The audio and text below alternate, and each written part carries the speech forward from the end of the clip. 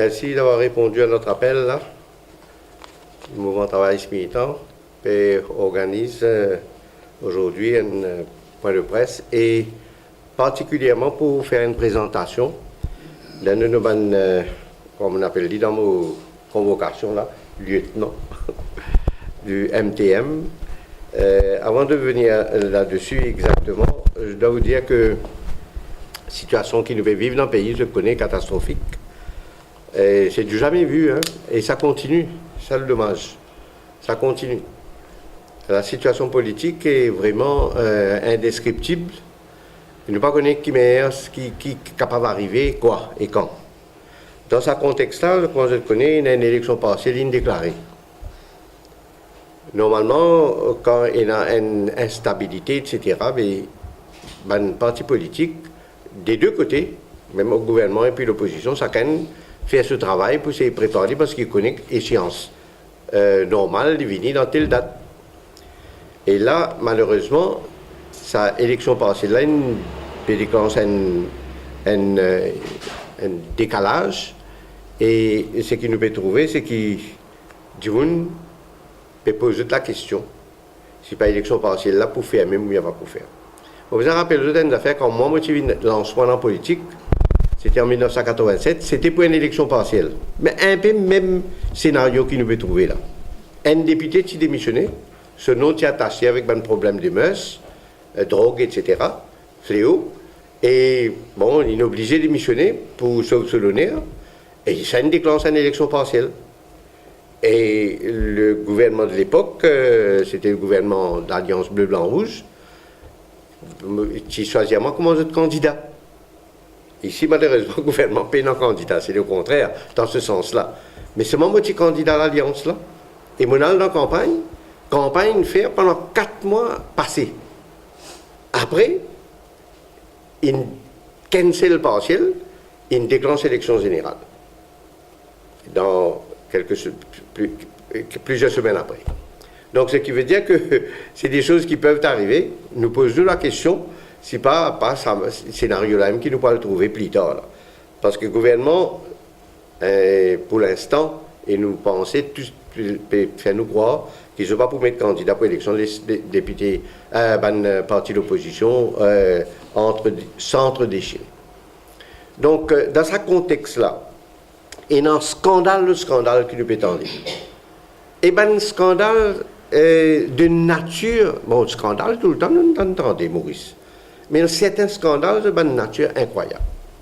Et dans ça, toujours conjoncture-là, on trouve un gouvernement qui, comment tu peux avoir promené,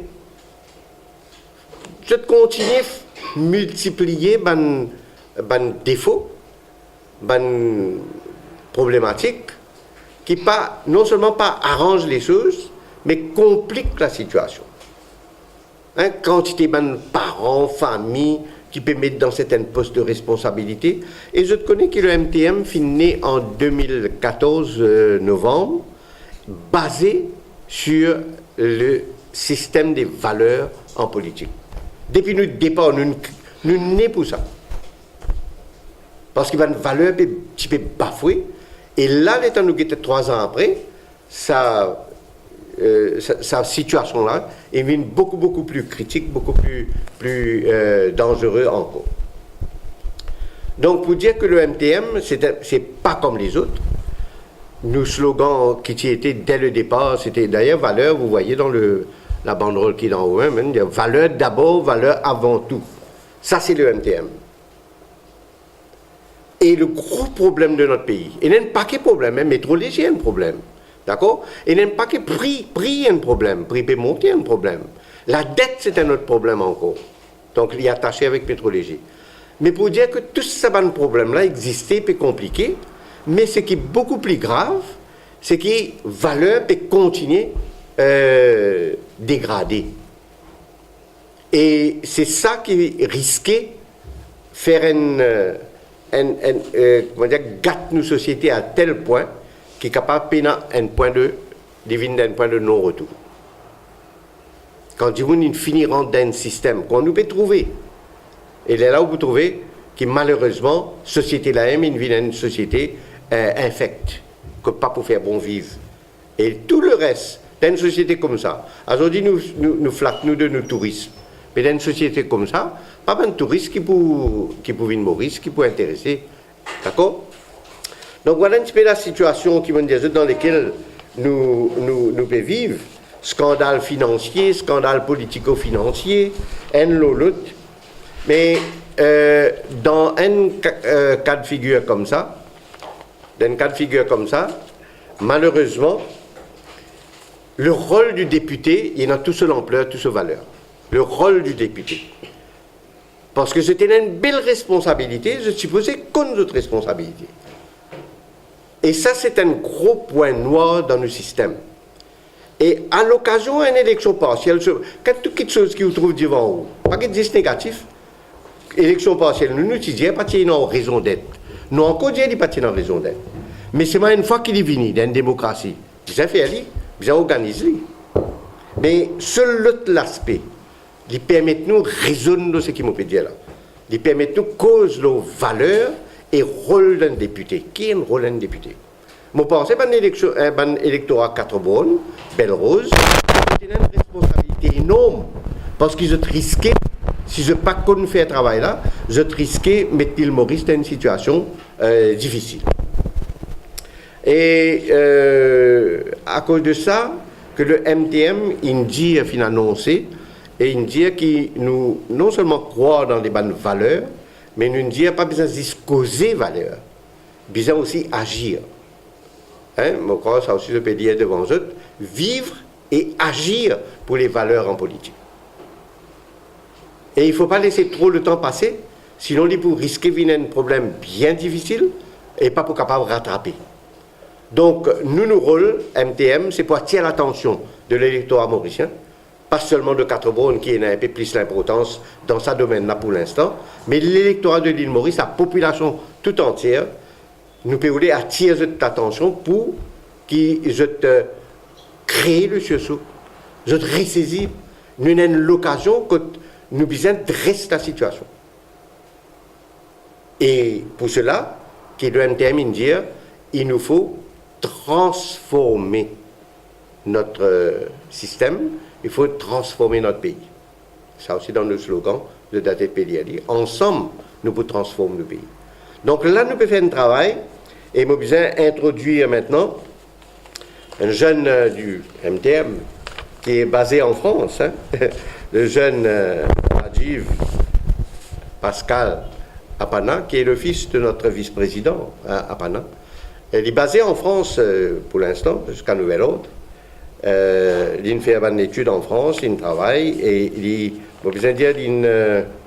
il a un poste important dans la banque, le système de la Banque populaire en France, qui est une banque qui est bien connue.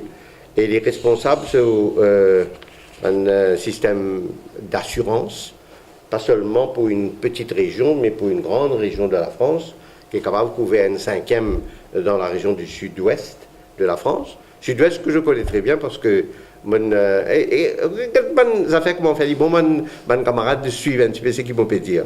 Des bonnes choses arrivent dans la vie. Moi, tu connais comment tu fais mon étude Bordeaux, qui m'a pouvu une Maurice, m'a pouvu un député, m'a pouvu une ministre, après m'a pouvu mettre un parti du bout, après m'a pouvu un monsieur Apana, le jeune, son papa vice-président, et après qui nous peut faire notre travail. Parce que Djiboun connaît qu'un parti pas qu'à fonctionne avec un leader tout seul. Il y a tout un système derrière. Et nous, dans la conjoncture actuelle, des jeunes qui nous peuvent les propulser de l'avant. Mais c'est pas un jeune choisi. Ou bien pas que jeunes le gouvernement là. C'est même qui nous dit, nous pouvons se répéter, pas nous dire, bien jeune, pas n'importe quel jeune. Hein. Il n'y a pas que jeune le gouvernement. Ça mène un gouvernement aussi disons,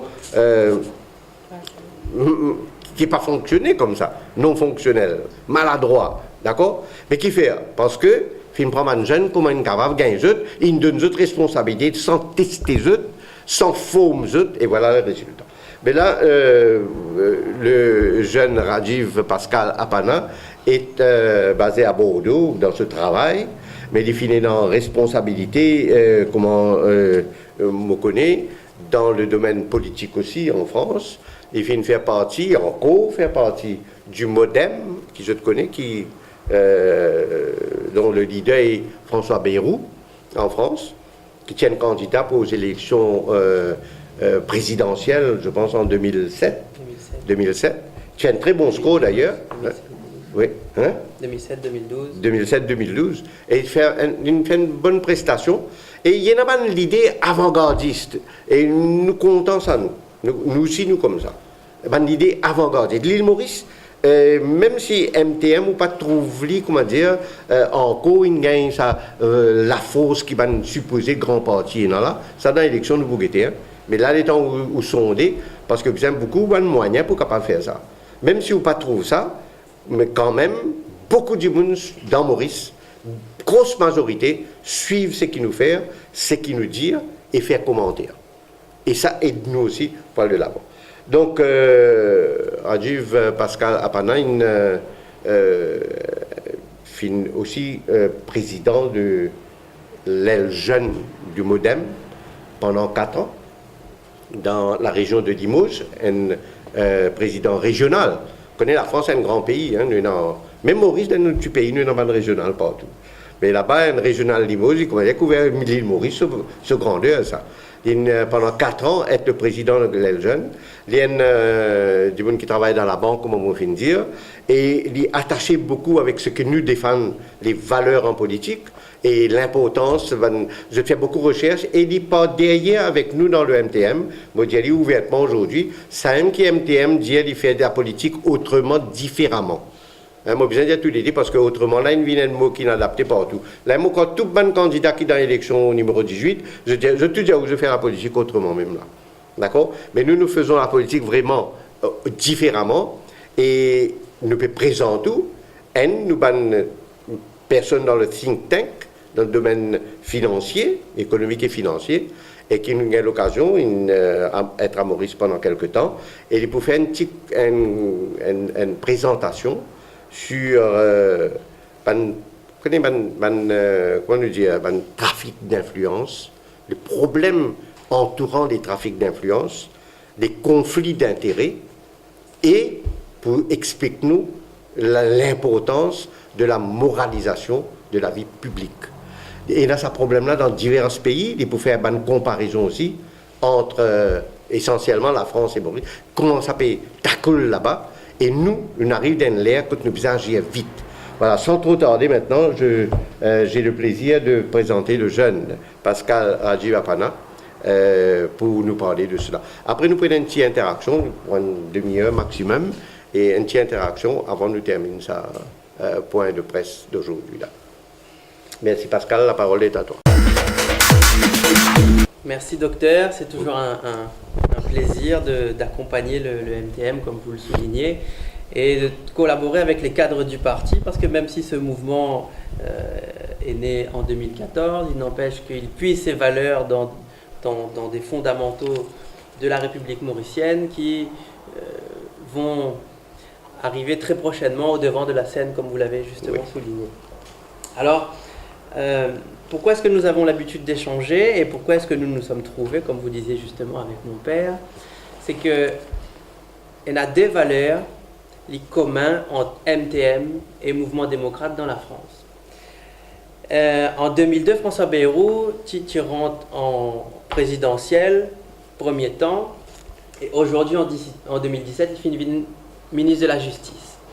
Autant Banané est arrivé, mais ça boucle là qu'il ne réussit faire dans la France. Il ne réussit faire en sorte que l'électorat français comprenne qu'il y a deux grands problèmes qui tout le monde bien connaît. Alors, bonne gestion de la dette publique et moralisation de la vie politique. Et finalement, c'est exactement la même chose qui se passe aujourd'hui à Maurice. Tout à fait. Et le MTM est en avance de phase sur ce sujet par rapport à ce que l'on peut entendre ici et là, puisqu'il ne se passe pas un mois sans que finalement on entende des scandales de gauche, de droite, un peu partout. Alors, très rapidement, je vous fais un bref topo sur la dette par rapport à ma profession. Que veut dire la bonne gestion de la dette? Que veut dire la dette finalement? La dette, vous avez déjà parlé de ce sujet régulièrement, ce que l'on constate, c'est qu'en 10 ans, le monde a vécu une crise très importante et que la dette de Maurice a gonflé de 15 points. Si le gouvernement ne sait pas maîtriser sa dette ou ne projette pas d'avoir une bonne maîtrise de sa dette, que va-t-il faire? Il va lier le pays et il ne pourra pas investir au moment où il faudra investir dans des grands projets, dans des grands plans de relance, ce à quoi sert l'endettement finalement, puisque tous les pays doivent être endettés. Donc il y a deux choses importantes sur lesquelles j'aimerais m'exprimer au niveau de la dette. L'île Maurice et le gouvernement doivent communiquer trimestriellement sur l'état des finances publiques et l'état de la dette mauricienne, puisque nous dépendons finalement des investisseurs et d'autres grands pays lorsque nous avons besoin de faire des plans de relance. On peut parler du métro léger très rapidement sans rentrer dans le détail, mais avec les 18 milliards qui vont être prêtés à Maurice, finalement, ce projet-là va-t-il créer de la richesse? Je ne sais pas. En tous les cas, il va créer de l'endettement. Qui va payer cet endettement? Ce sont nos enfants même qui vont payer qui vont devoir payer si ce projet-là ne génère pas de richesse. On sait très bien que ce budget va être dépassé, parce qu'à Maurice, les budgets sont toujours dépassés. Tout le temps. Et c'est encore plus important pour nos enfants et pour les valeurs même de ce que l'on veut faire sur la dette.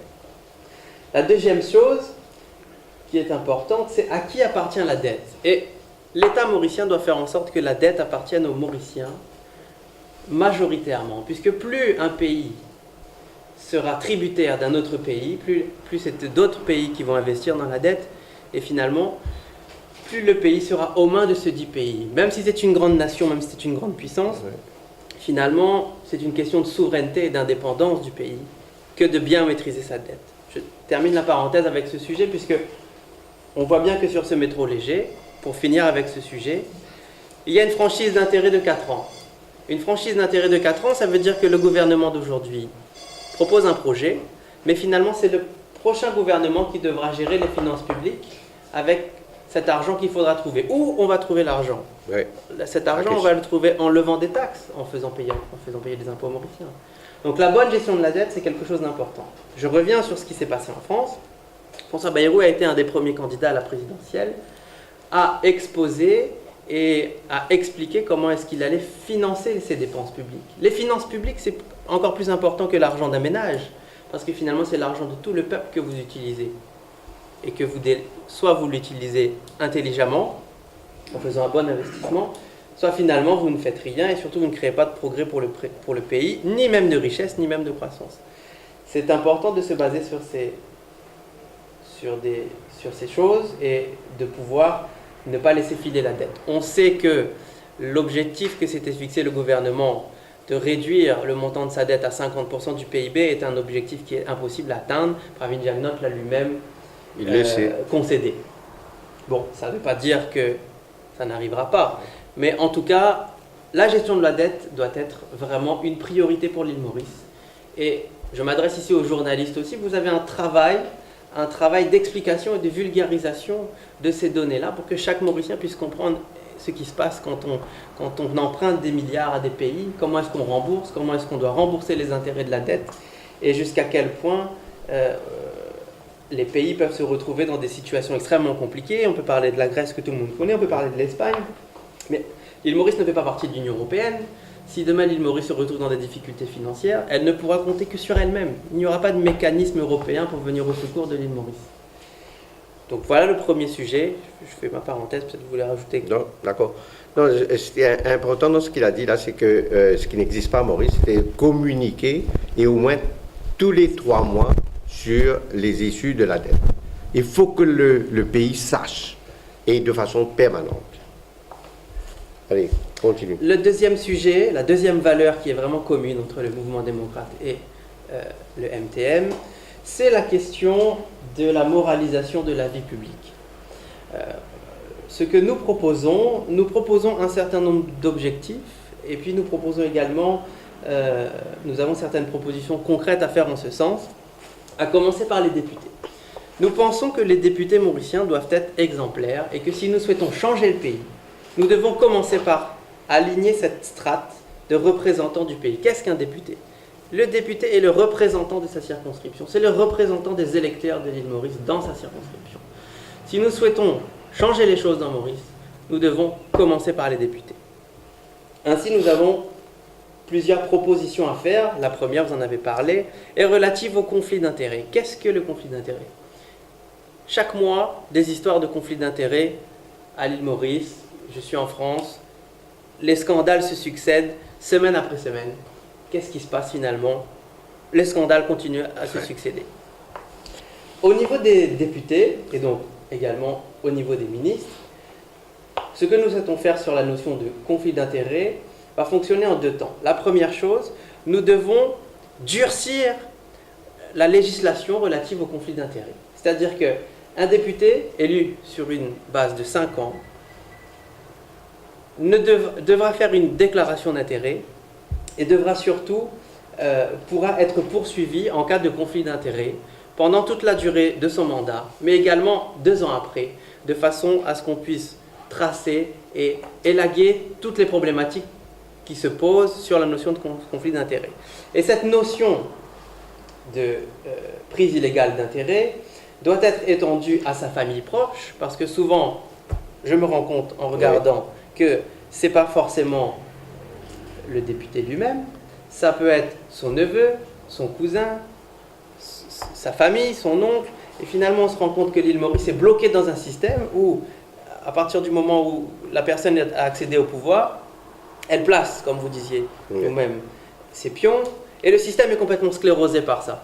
Et plus rien ne fonctionne. Donc, notre première proposition sera de rigidifier la notion de prise illégale d'intérêt et de conflit d'intérêt, puisqu'aujourd'hui, ces notions-là ne sont pas forcément respectées et amendées.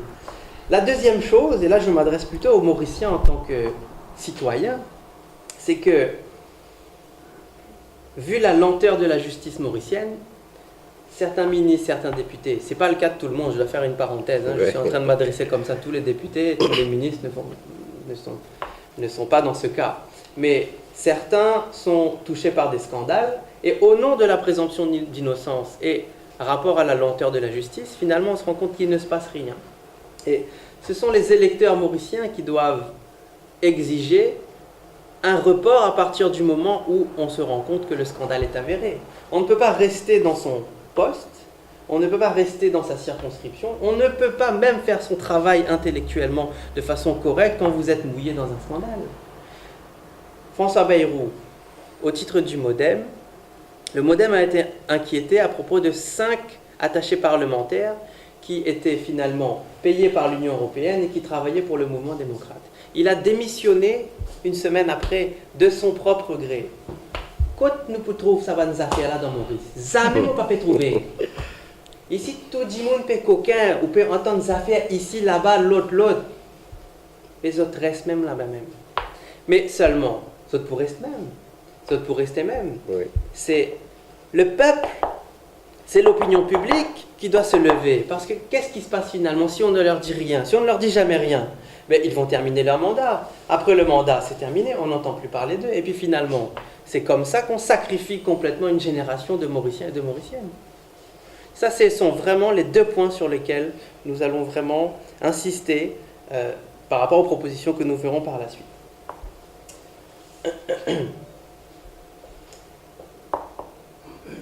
Le deuxième point majeur, nous nous sommes inspirés de ce qu'a fait le Québec en la matière. Le Québec, c'est une grande démocratie internationale, c'est un pays issu du Commonwealth, donc il y a des liens et des affinités avec l'île Maurice.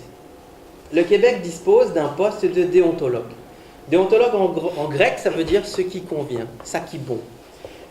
Nous allons proposer la création du poste de déontologue à l'Assemblée nationale de Maurice. Et ce déontologue-là sera le lien entre les députés, la justice et l'opinion publique, les électeurs. Le déontologue récupérera les déclarations d'intérêt et d'activité. Demain, vous êtes député et vous avez l'habitude de travailler avec, par exemple, une grande institution financière, ou vous travaillez avec des propriétaires terriens, ou avec des importateurs. Le député devra indiquer au déontologue quel travail de conseil il fait, de façon à ce que justement il ne puisse pas y avoir de conflit d'intérêts ou de problématiques de prise illégale d'intérêts en son nom ou au nom de sa famille au sens strict du terme.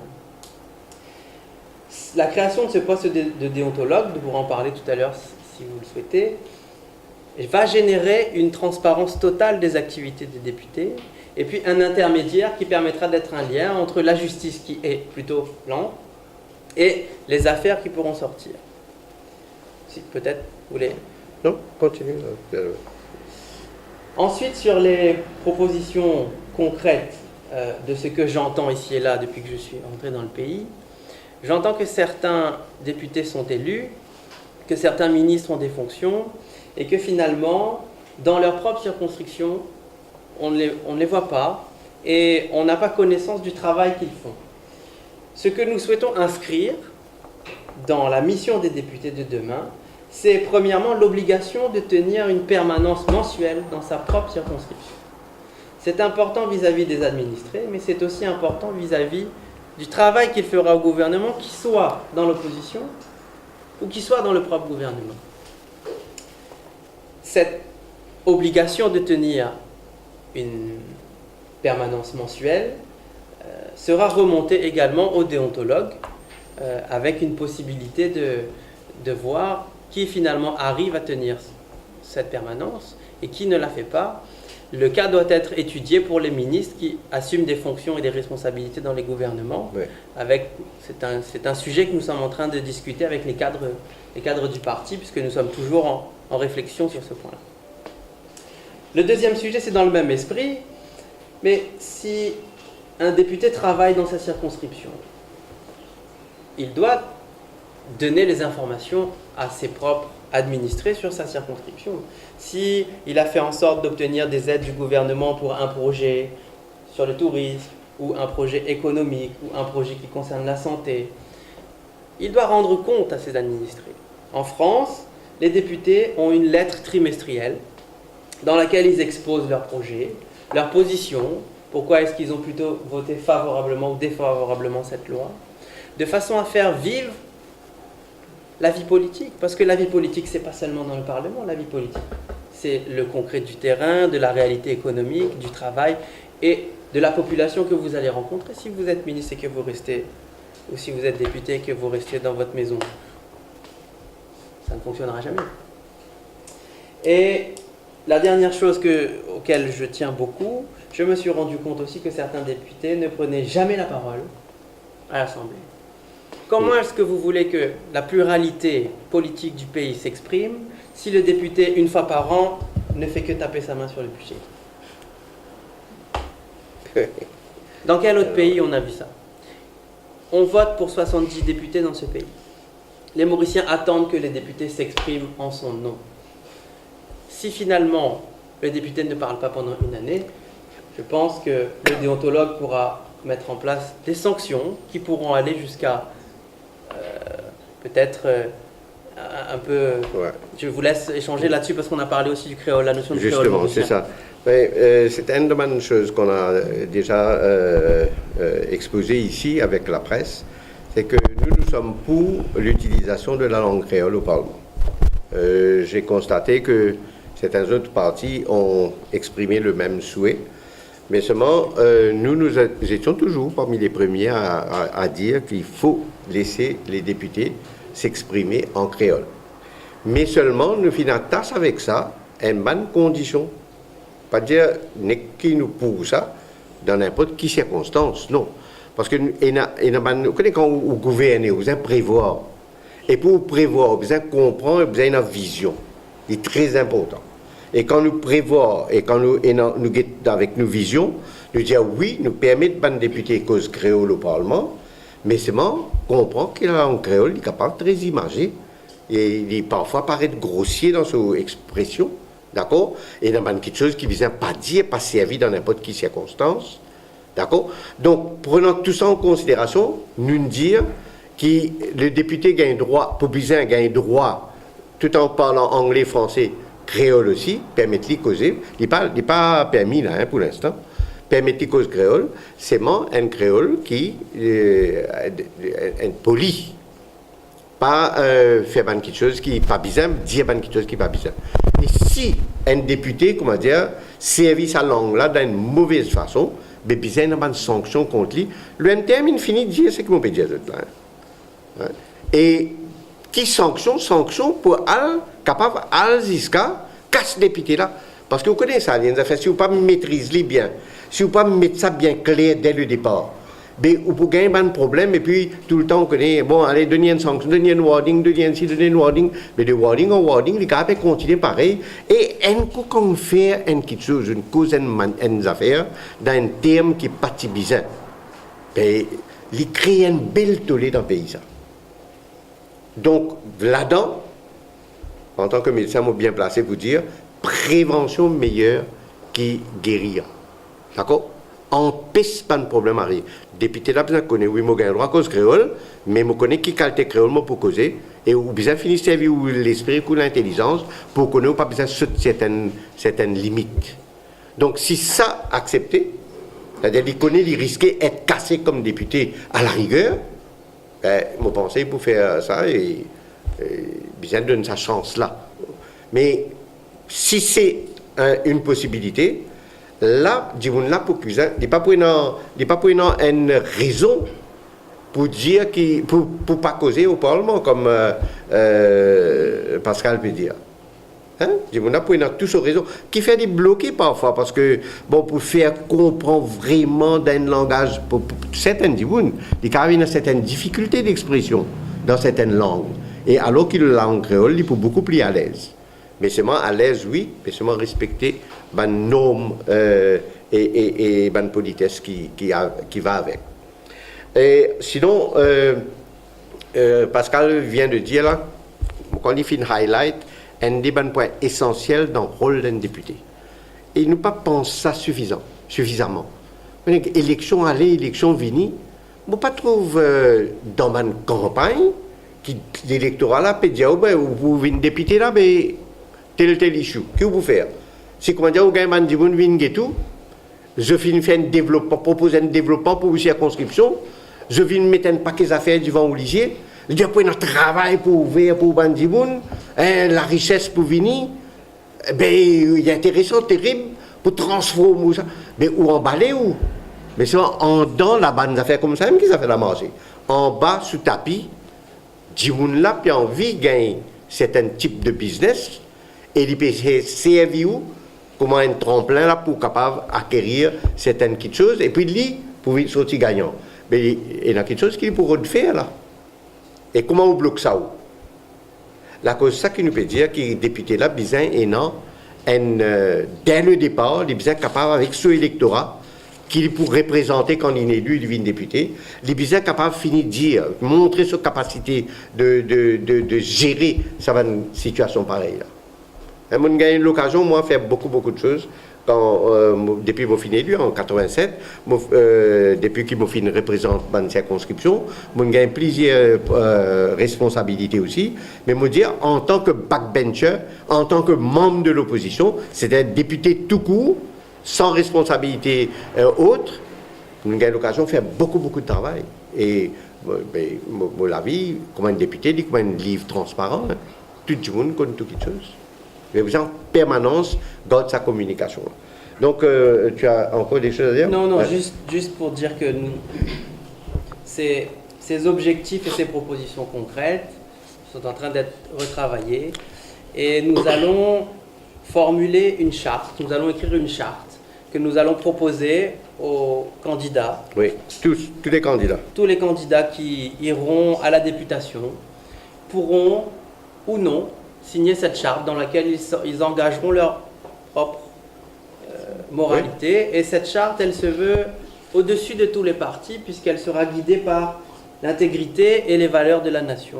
Nous sommes en train d'écrire ça, on finalise les points puisque nous sommes dans un parti démocratique, comme l'a rappelé Dr Banouari. Dans quelques semaines, nous sortirons ce pacte, cette charte de valeurs, chère aux idéaux du parti. Nous reviendrons vers vous. Très bien. Voilà, merci beaucoup Pascal. C'était très intéressant. Je suis bien content. Vous trouvez que un jeune peut penser, parce que c'est ça l'île Maurice de demain là. Et non, bon, nous disons, bien moins jeune aussi qui est là présent par l'expérience, etc.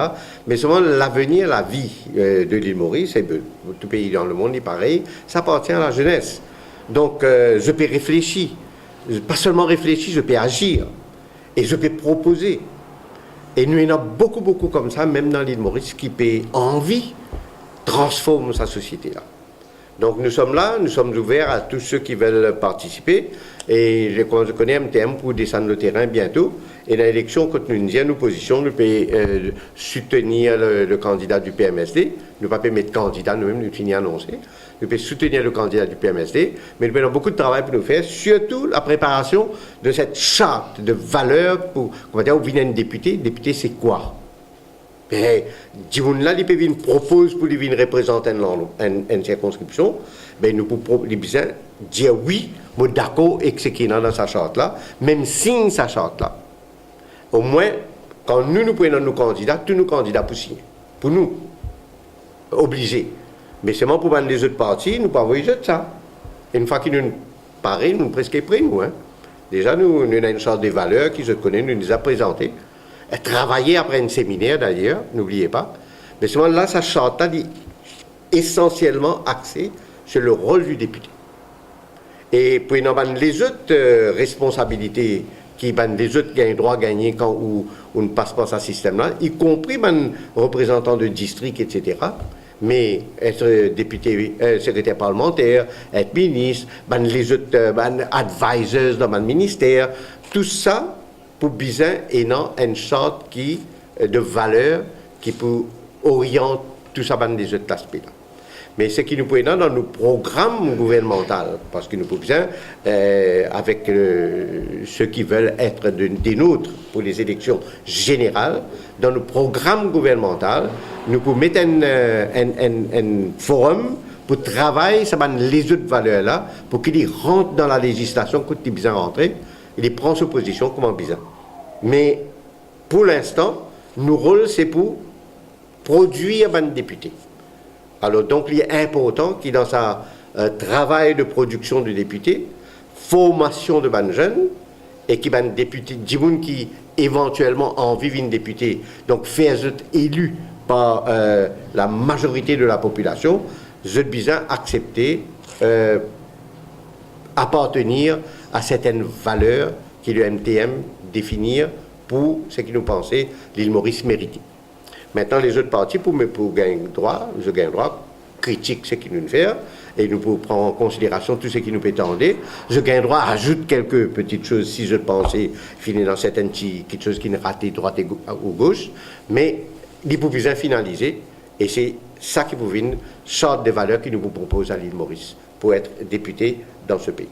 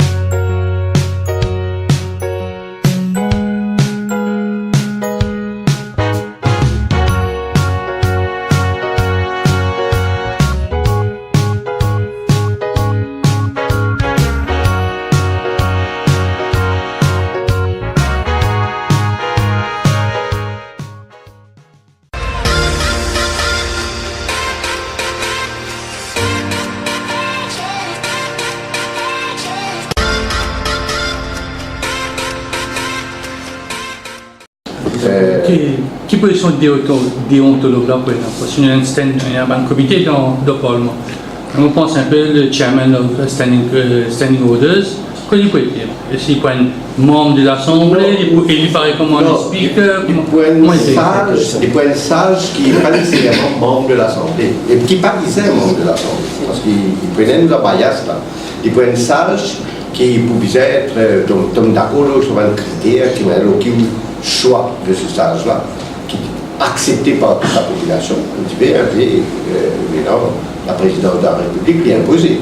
Mais c'est vrai, il y a un travail qui fait par derrière. Et cette personne-là n'est pas une personne qui est dans une responsabilité énorme. Et mon pensée pour résoudre beaucoup de problèmes. Beaucoup de problèmes. Mais qui va le critère, etc. Vous êtes travaillé, pas qu'un travail tout seul. C'est une question très pertinente. C'est ce qui fera que le poste de déontologue fonctionnera ou sera une marionnette finalement.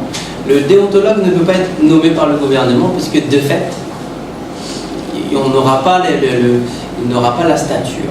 Nous sommes en train de réfléchir aussi à un projet de réforme judiciaire dans lequel, Dr Marie disait, nous réfléchissons peut-être à la création d'un conseil constitutionnel à la mauricienne avec des sages ou avec certaines expertises, avec une espèce d'auteur et dans lequel la notion d'opposition au gouvernement ne rentrera pas en compte. En France, le déontologue actuel est un ancien professeur de droit constitutionnel de Bordeaux. Et il est d'origine réunionnaise. Et ce poste change à peu près tous les 5 ans. Vous avez parlé du conflit d'intérêts. Le conflit d'intérêts sera au centre du Privy Council. Oui. Donc, ce Privy Council n'a pas la même définition que ce que vous dites du conflit d'intérêts. Il n'y a pas de conflit d'intérêts. Dans ce cas. Dans ce cas. Oui. Mais la notion est que le DPP est en train de demander de donner c'est quoi un conflit d'intérêt? Vous avez en pas fait, la notion de conflit d'intérêt n'existe pas en elle-même. C'est la prise illégale d'intérêt qui existe en matière de juridiction. Autour de la notion de conflit d'intérêt, on parle de parfum de conflit d'intérêt ou de rumeur de conflit d'intérêt. C'est quand la prise d'intérêt est faite et justifiée et retrouvée qu'à ce moment-là, la justice peut faire son travail. Tout fonctionne de cette façon, hein, sur cette notion de conflit et de prise illégale d'intérêt. Mais si le déontologue existe et que chaque député, chaque ministre fait une déclaration d'intérêt, vous trouvez son nom d'intérêt, dans sa déclaration, il peut écrire avec quel type de compagnie dans Maurice, même en dehors de Maurice, il est habitué de travail, il est habitué de faire conseil. Et je peux prendre l'exemple très rapide de François Fillon.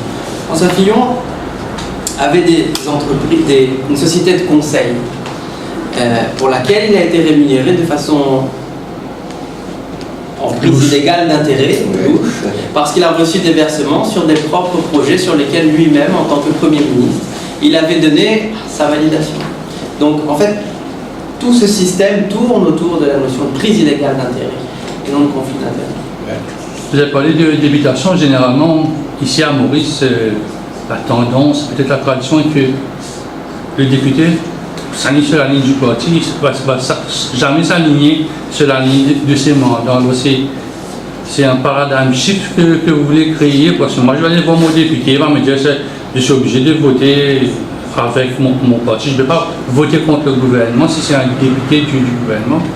Oui, ça c'est un défaut, parce que c'est le problème fondamental de la démocratie participative. C'est ce qui n'existe pas à Maurice. C'est ça le gros problème. On a beaucoup de propositions un peu dans ce domaine. Parce que même métro léger, mais il y a la pour, il y a la contre. Est-ce que ça a été fait d'une façon éclairée? Est-ce que les gens ont eu des réponses à leurs questions pour pouvoir trancher, pour dire oui, je suis pour, je suis contre? On dit vous êtes pour ou contre sans connaître le problème. Il y a tellement de questions sur ce point. Tu veux dire quelque chose? D'accord? Dernière question, il y a une élection hier. Il y a une élection hier dans le socioculturel. Quelle réaction par rapport à la défaite de l'ancien président du Moshe Santanan? C'est-à-dire que MDM est bien clair pour dire ne pas rentrer dans les affaires, surtout religieuses ici, hein, bien encore. D'accord? Pas nécessairement culturel, religieux. Et c'est dommage que, comment dire, la politique rentre dans son affaire. Et ici, il y a une élection, c'est tu peux penser que c'est amener ça au niveau gouvernement. Une sanction pour le gouvernement. Nous ne allons pas les rentrer dans ça, nous ne pouvons pas en commentaire là. Mais c'est ce qu'il est capable de dire, c'est qu'il pense à un du monde, il y a un de là. Et qui au moins, il donne l'exemple, il fait ce travail comme on disait. Il n'est pas politise ce système, comment c'est politisé à outrance. Il pensait du monde, il a été dégoûté avec ce qu'il arrivait avant, c'est comme ça qu'il dit bonne chance. Ça va toujours en 2014 finir dans le plan politique avec les mêmes affaires. Il a envie de changer. Mais le problème, c'est qui vous choisir. Vous choisir, c'est qui est là. Est-ce qui c'est qui est là, mais ici, là aussi, vous pouvez aider pour 3 ans pour gagner ces explications. Est-ce qu'il tient une bonne chose, ou bien pas une bonne chose, l'avenir le tient. Mais souvent, les vrais qui, ça va institution religieuse, hein, trop accrochés avec la politique et le pouvoir.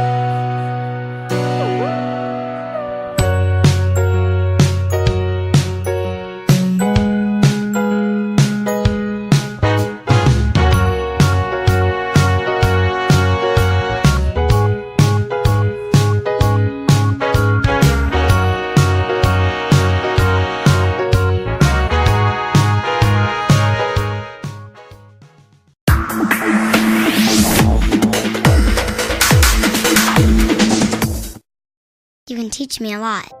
You can teach me how to take a step. You can show me how to tie my shoes. You can teach me how to read and write, how to win and how to lose. You can teach me how to cross my T's.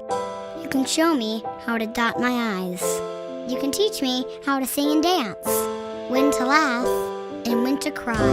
You can teach me how to solve for X. You can show me a shooting star. You can teach me how to hope and dream, how to ride a bike, then to drive a car. You can teach me how to achieve my goals. You can show me how to say goodbye. You can teach me how to grow and learn. But did you know I could learn to save a life?